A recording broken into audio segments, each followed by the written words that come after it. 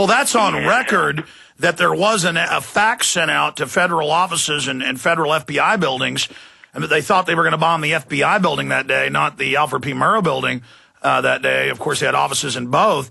And so it's on record that there were good feds out there trying to warn people ahead of it. Well, yeah, I mean, a perfect example of that is the fact that U.S. District Judge Wayne Alley stated that he was told not to come to work that day. I mean, that, as you said, that's been in the mainstream media, and just if you look at who was there and who wasn't there when the bombing happened, that also adds credence to the fact that of the facts that McVeigh said about the government being involved. Well, David Paul Hammer on death row in Terre Haute, Indiana. I want to be clear. I've studied this since 1995, when it happened. Everything you've said is been backed up by other statements, other affidavits, government documents. So I want to just say, for listeners tuning in, saying, why should we believe a convicted murderer who killed a cellmate, and that's why he's on death row, because everything he's saying is backed up with other people's statements, and it's just it's scary to have to even be involved in this and cover this. But we don't have a country, we don't have a future if we bow down to this. And I think it's very important that you not be executed. I think it's very important that they unfreeze the fact that they'll never let you get to the media. I mean, how many years has it been since you've been able to ever talk to media live? The last time I was able to talk to media was in December 1999. That was before McVeigh's 60-minute interview, and they stopped all others. And that was a TV interview, a local TV interview that I gave then. And all requests for national interviews, even before that and afterwards, have been denied.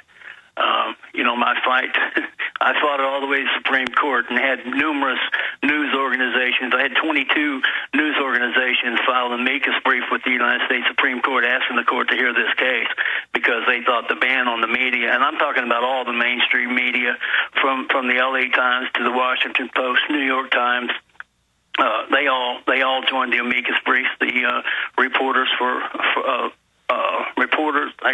professional journalism. Well, I can't remember all the names of the societies that joined in, but it was impressive. But well, here we are, and the world's hearing it right now. Other things McVeigh told you. Run back through it. Any other points you haven't made? Well, a couple of things, and I found support in this is the fact that he rented a truck in St. Paul, Minnesota, and one of the trucks that was used to build a bomb, not the bomb that actually exploded, but another bomb, that one that Terry Nichols helped him construct. The truck was actually a Ryder truck rented in St. Paul, Minnesota. I found in the documents, when he told me this, I was somewhat skeptical. I was never able to track it down. But bound to behold, when I got a hold of the defense documents, there was an FBI 302, and it says that there was a grand jury going on at the same time the grand jury was convened in Oklahoma City. A second grand jury was convened in St. Paul, Minnesota, and that they were investigating and trying to get records from a Ryder truck rental agency there. And so I truly believe there was at least 3 trucks used as part of the bombing plot in Oklahoma City, and that I've been able to verify. Again, if you just joined us, David Paul Hammer has been able to get through to us. There's no gag order, nothing even legal involved from the lawyers I've talked to. This is just the government won't let anybody talk to death row inmates, and I think that violates their First Amendment. I think it empowers tyranny. If I ever get framed for something or put in prison, I want to be able to talk to the media.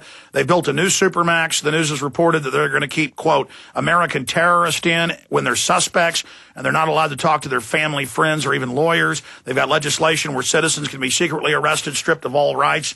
The Violent Belligerence Act, but it says in there for any intelligence purpose, you disappear.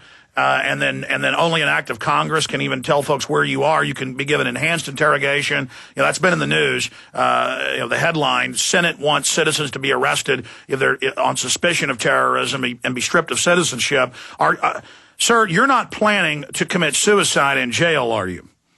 No, I'm not. I have absolutely no intent or desire to kill myself. As a matter of fact, I want to live as long as I can. And I want to say this, that I'm speaking out publicly because I want them to be a record of what I have to say. And one of the questions that I would pose to your audience and to you and just to anyone, what in the world does the government think I can say that's going to harm them? The only thing can be is that they're going to be. I mean, what's going to happen if it comes out that yes, in fact, they covered up what happened in Oklahoma City, and there's no doubt they did. But I'm an inmate on death row, and as you said, credibility is an issue. People will believe me or they won't. I don't have an axe to grind with the government. Well, I believe you because he told other. We have to pull up the mainstream articles. I can't remember all the places, but the quote was, "One day it's going to come out the government did this." Do you remember where he said that? No, but I have read or heard that before, and McVeigh clearly knew that I was going to write the information he was giving me. I wrote an earlier book that was published in 2004, but without the benefit of the investigation and the documents and the stuff that we've been able to accumulate since then.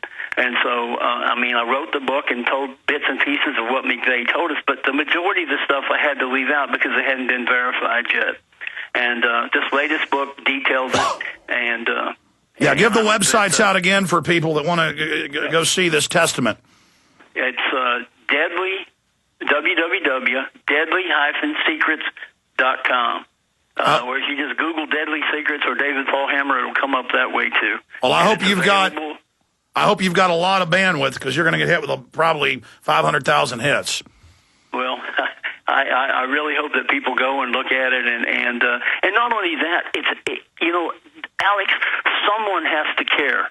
Someone has to still care what happened in Oklahoma City. Oh, listen, Mr. Hammer, I'm risking my life right now even doing this interview with you. I've got a family. I understand. Somebody's got to stand up. Somebody's got to say no. I'm not a death row inmate. I've seen all the documents you've seen. It's on record that they blew that building, and none of us are safe. And look how they're looting us with the banks. Look at how they want to arrest citizens now with no charges. We're in trouble. And so we need men to be men, not mice, and stand up to these people. And I'll never commit suicide, and I don't use drugs, and I'm not involved in anything illegal. Right. Well, I also want to tell you, I welcome this opportunity to be able to speak out, and I thank you for giving me the opportunity because, I have been wanting a way to not just make a written testament of what happened, but to get people to mobilize. I don't know if me saying anything is going to mobilize anyone, but I hope it'll at least motivate people to think about what's resistance is victory. Resistance is victory. And you having and I believe you, because everything you've already said is confirmed by others separately. When you talk about him saying they were going to stage his death, it was in the newspaper and on TV in Indiana that he was breathing when they took him out. You can pull that up. It's ridiculous. I don't know. Final segment with our guest. Hopefully he'll still be there when we get back from break. By the grace of God, his call made it through to us. And this is just incredible. And God protect us, please. And